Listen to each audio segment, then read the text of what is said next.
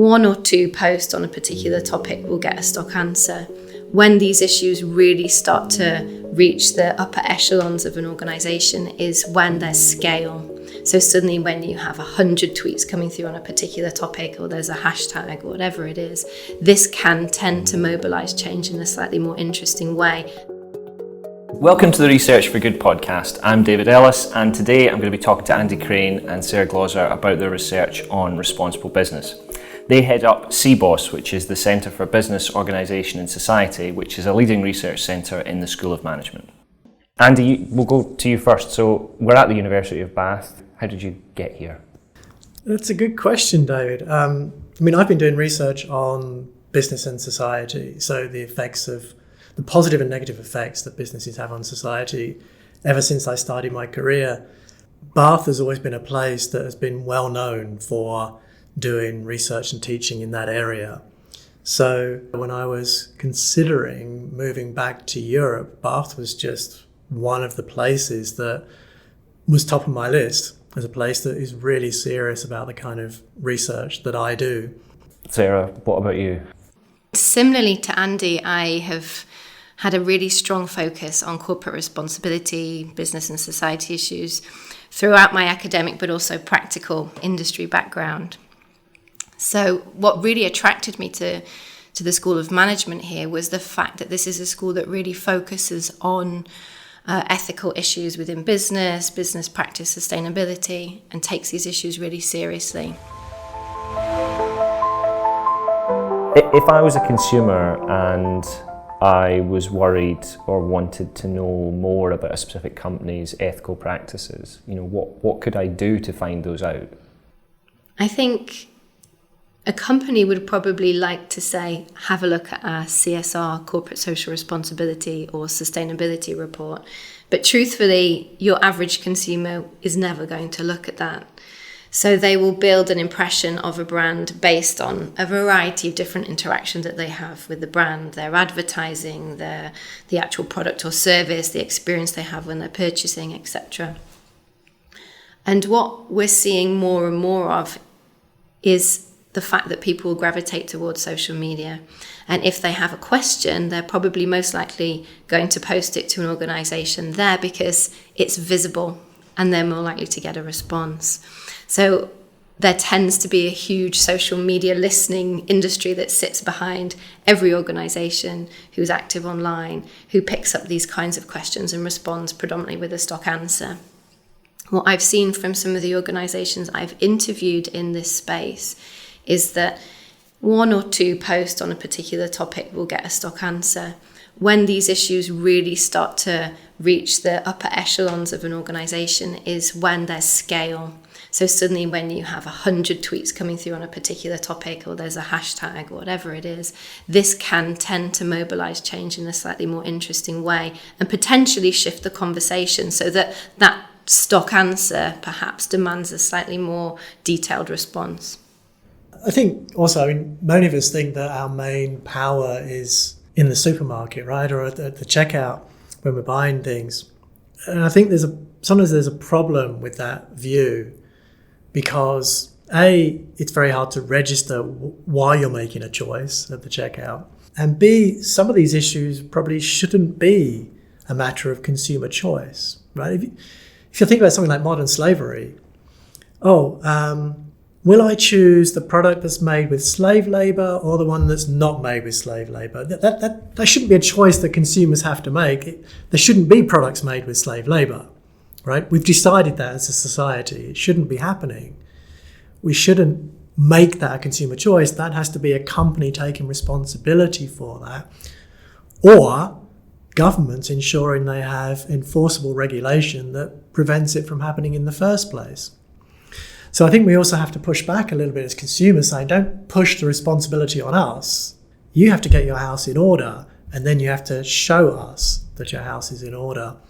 And sometimes the best things for consumers to do is push companies to take responsibility for these issues and push politicians, push governments to introduce legislation that ensures that the problems don't happen in the first place. That kind of work-life balance that's become more obvious, or companies have become more aware of that issue during COVID. To what extent has social media played a role in revealing that?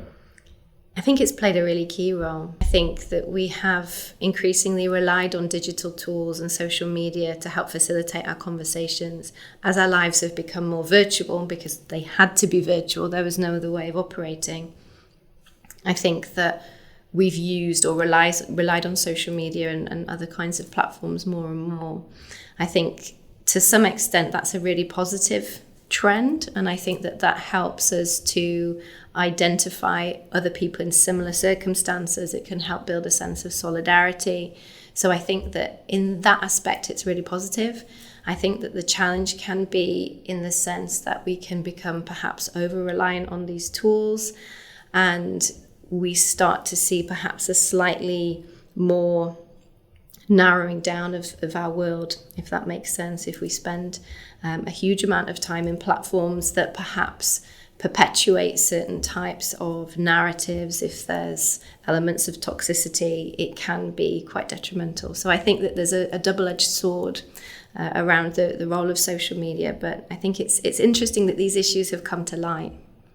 Just kind of following on from that, I think there's also, I think for me, for many people, I think one of the key aspects of social media though as well is that it makes it hard to make these distinctions between what is work and what is life, right? Because you don't really ever leave work if you're constantly on LinkedIn, on email and everything else.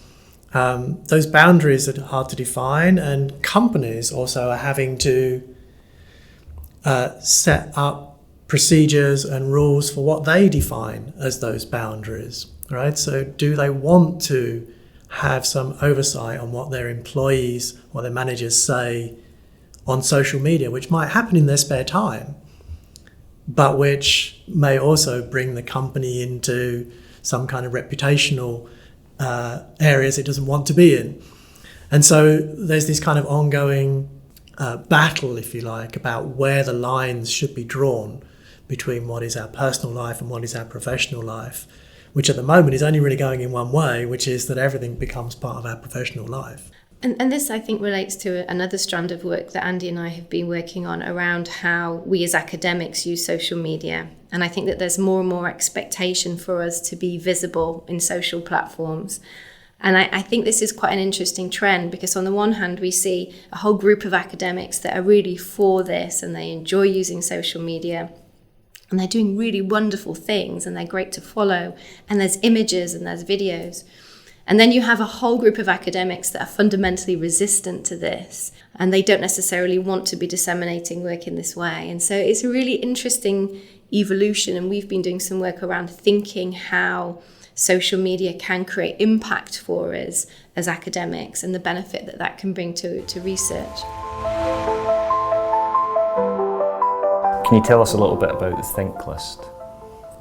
The Think List was something Sarah and I and our centre started as a way of recognising and celebrating academics in our area of responsible business who were on social media and having influence. And so we started off by using an algorithm and measuring that influence. And we celebrated those that were doing best. And we had a kind of a top 20 Think Listers, and we had an overall 100 Think Listers, and we launched it to great fanfare, and it was great. And it was the first time in our field of responsible business that people had really thrown the light on who was really doing great work on social media around this. But we realised with the first iteration of that most of the people in our top 20 were old white men like me. And so we realised that one of the issues that was happening here was we were celebrating people that already had influence, and we were accentuating the influence they had by celebrating them. And that meant it was, to some extent, crowding out other voices. And so we realised we were also, and this was also around the time that things like Me Too and Black Lives Matter were happening. And so we realised to some extent we'd become part of the problem by doing this, of reinforcing inequalities around social media. So we decided that we had to stop doing that and we needed a new approach. And we still wanted to celebrate some of the great people in our field who were on social media doing influential work. But we realised that we needed to focus on particular communities who we wanted to recognise and celebrate. And so that took things in a very different way. Rather than just who is having most influence now, it more became who do we love and we would like to see kind of celebrated and amplified more. And we got people to nominate who they were inspired by, who they wanted to recognise, rather than it being the voice of who's currently being recognised. The Think List has become more than just a list, I have to say. It started out as an idea to offer some kind of utility. If I want to find responsible business scholars, how do I go about doing that? Here you go. We've created a list for you. But it's actually become a space where we talk about exactly the conversations that you're raising. And it has just grown, I think, into something that I had not quite anticipated, because early on I felt incredibly nervous about airing some of these inequality issues that came to light. But actually just having the space to raise these questions with like-minded people has been incredibly helpful. What started out as an idea of creating a bit of a community has ended up helping to solidify what I think the School of Management at Bath is really known for. You've been listening to the Research for Good podcast. If you want to learn more about Sarah and Andy's work, as well as other School of Management research that focuses on making the world a better place, then visit the Research for Good page on the University of Bath website. You can find the link in the episode description.